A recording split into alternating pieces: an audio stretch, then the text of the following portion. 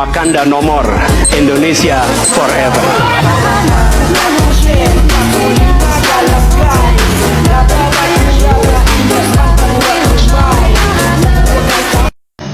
Om Tom Lembong bilang RAWR dong. Apa tuh? Koruptor, bah. Koruptor. RAWR itu koruptor. Iya tuh. Maling uang rakyat. Yo, nek ora dong RAWR itu apa? Yo. Kapan lo si Abah ini dikasih skin yang baru seperti skinnya Tom Lembong? Iya tuh. Bah, pesen ukuran apa?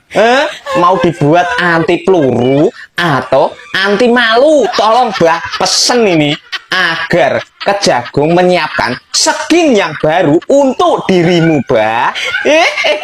Anak Abah, orang yang kau puja-puja Tom Lembong, orang yang cerdas, bersih, jujur, gak adalah ternyata maling uang negara alias uang rakyat. Bah, kapan lo kamu upgrade ke skin yang baru ini? Mau orange atau pink? Terus ukurannya ini apa, bah? Terus kegunaannya mau yang anti peluru atau anti malu? Tolong tulis di kolom komentar ya, bah, agar dibuatkan Pak Kejagung.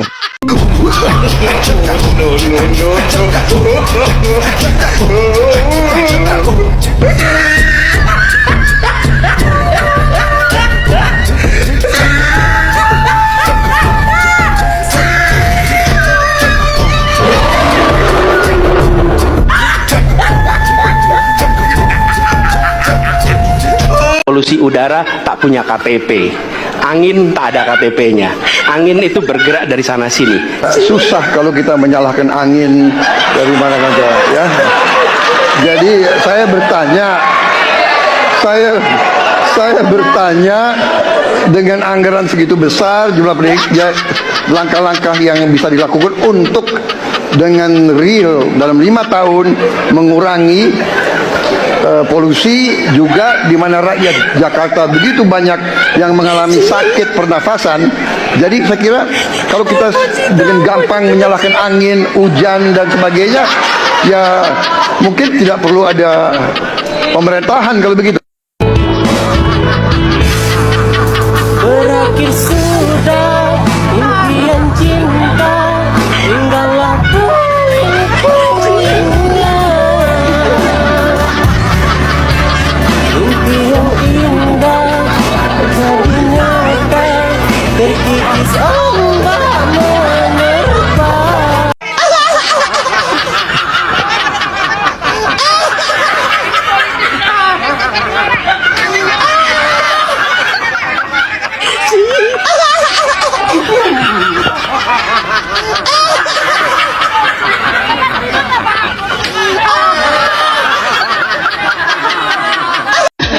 Anda yang ulang-ulang, udahlah.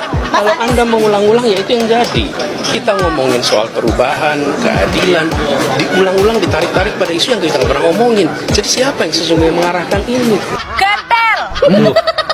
Ya kok kaya ngono lho, Tel, gatel. Cangkem mulai curhat kaya bar dibor up ngono ke.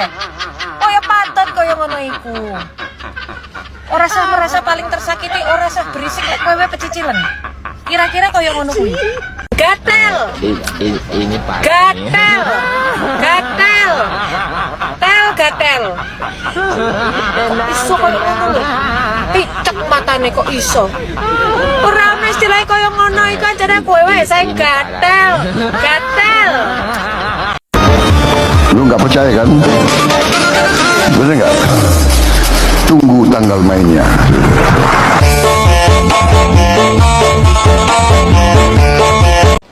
Tom Lembong yang baru 1 tahun jadi Menteri Perdagangan tertangkap korupsi gula dan merugikan negara sampai 400 miliar, guys. Tapi kalau lu lihat ya, ini kok mukanya masih bisa senyum-senyum manis begini gitu.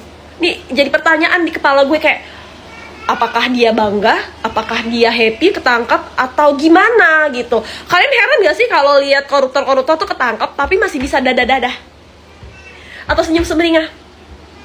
kayak nggak ada apa-apa gitu. Sebelumnya tuh di kasus Harvey Muiz kalau kita lihat, si Harvey juga ya walaupun dia nggak senyum semeringah sih, tapi dia terlihat tenang dan santai gitu kan. Dan istrinya si Sandra Dewi yang dipanggil sebagai saksi, minimal kan ada malunya gitu kan, walaupun terbukti atau belum terbukti gitu si suaminya ini melakukan korupsi, tapi kan ada indikasi melakukan korupsi, ya minimal ada malunya. Tapi kok dia kayak santai aja, happy aja, tersenyum bebas, dada.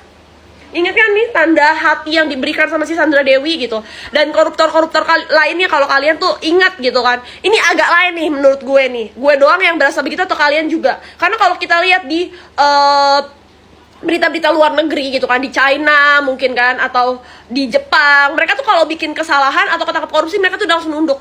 Karena apa hukumannya? Rata-rata hukumannya mati gitu. Berat hukumannya. Tapi kok ya udahlah, ya. Berarti kan warga negara kita tuh indikasi bahagianya tuh tinggi gitu mungkin. Jadi walaupun udah tersangka, walaupun hukumannya mungkin berat banget gitu ya, hukuman sebagai koruptor, tersangka koruptor tuh berat banget kayaknya sih menurut gue. Jadi ya karena mereka bahagia, ya udah mereka tersenyum, chill. Hei maling-maling, hei koruptor-koruptor, Prabowo tidak pernah akan gentar menghadapi kalian. Hai kaum munafikun, hai antek-antek asing, Prabowo Gibran bersama rakyat Indonesia. Hampir 400 miliar uang negara lenyap gegara gula. Kesel banget kan? Nah, berita ini bikin gue penasaran, terutama gue pengen tahu kronologinya. Yuk kita belajar bareng. Let's go. Mari kita mulai ya. Hari kemarin tanggal 29 Oktober 2024, Kejaksaan Agung secara resmi menetapkan mantan Menteri Perdagangan atau Mendag Thomas Trikasih Lembong menjadi tersangka dalam korupsi terkait impor gula tahun 2015-2016 bersama Direktur Pengembangan Bisnis PT Perusahaan Perdagangan Indonesia atau PT PPI berinisial CS. Ya, mungkin ada yang lupa, import apa sih?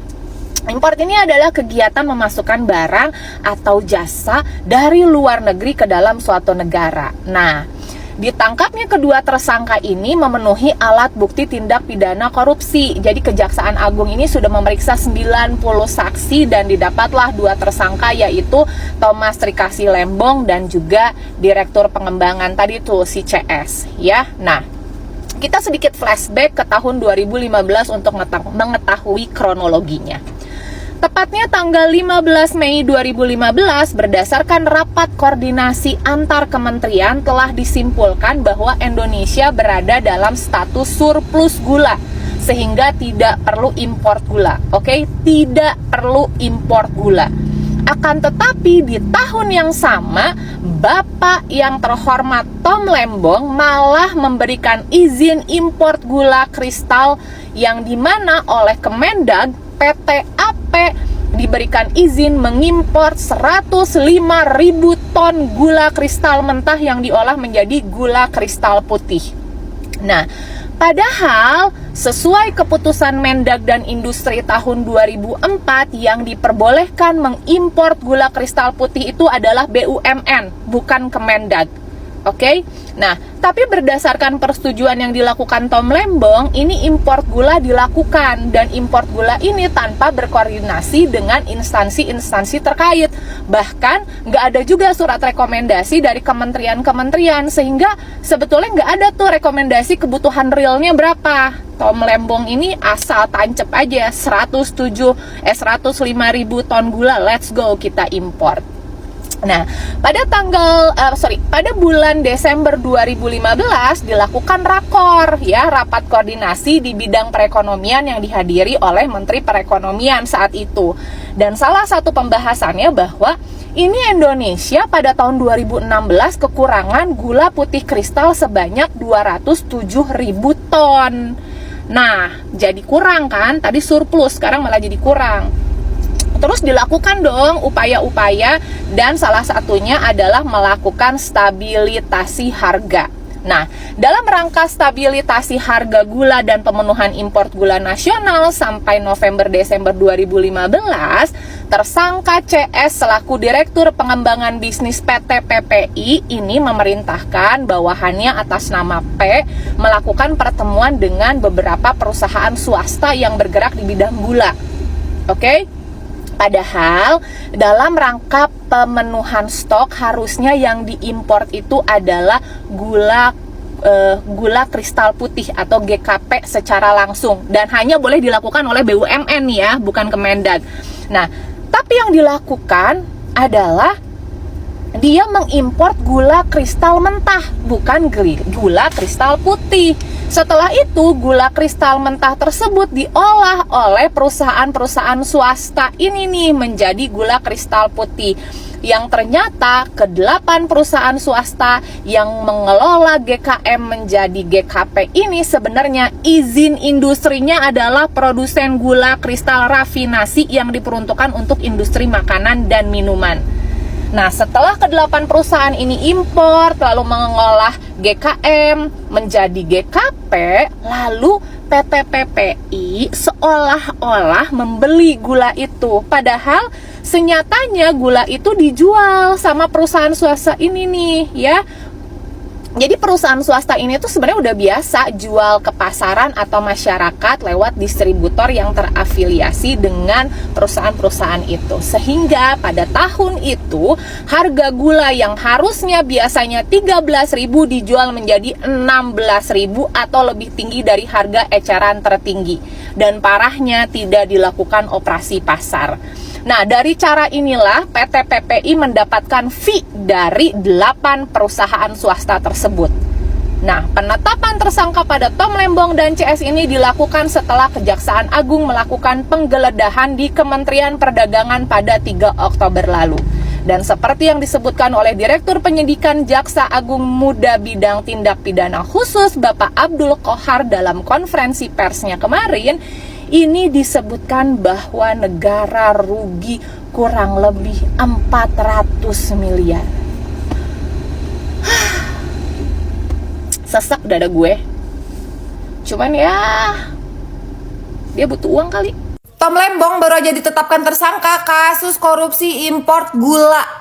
Kalau nggak salah, nama Tom Lembong ini udah pernah disebut sama Mas Gibran waktu debat Pilpres kemarin. 3 kali malah. Oh, pantesan kemarin pas Mas Gibran mau nyawapres itu bener-bener banyak yang nentang. Secara umurnya kan masih di bawah, masih bocah, nggak punya pengalaman apa-apa juga. Mau dibawa kemana ini negara? Ternyata ini bocah bukan sembarang bocah. Apa yang keluar dari mulutnya ada teka-tekinya. Jangan-jangan roti yang kemarin viral 400.000 aja itu sebenarnya bukan sembarang roti. Hei maling-maling, hei koruptor-koruptor, Prabowo tidak pernah akan gentar menghadapi kalian.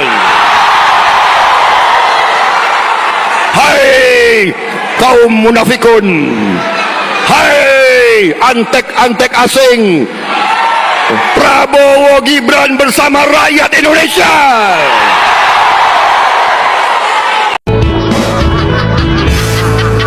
Berakhir sudah impian cinta, tinggallah puing-puingnya.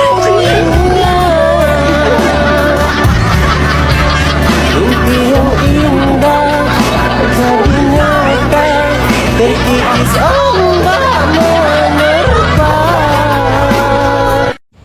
Oh, keren banget ya parodi dari Abah Anies Baswedan dan anak Abah Tom Lembong ya, yang dibuat video parodi lucu yang sangat kocak sama netizen ya teman-teman. Jadi ini video dari Abah Anies Baswedan dan anak Abah Tom Lembong, yang mana video ini sangat lucu dan kocak sekali ya. Ini buat hiburan buat teman-teman semuanya ya. Jadi ada juga komentar-komentar dari netizen tentang Tom Lembong yang ditetapkan sebagai tersangka oleh Kejaksaan Agung yang terlibat kasus impor gula senilai 400 miliar rupiah ya teman-teman. Oke, terima kasih buat teman-teman semua. Semoga video ini bermanfaat dan semoga video ini jadi hiburan buat teman-teman semua. Terima kasih, sampai jumpa di video selanjutnya.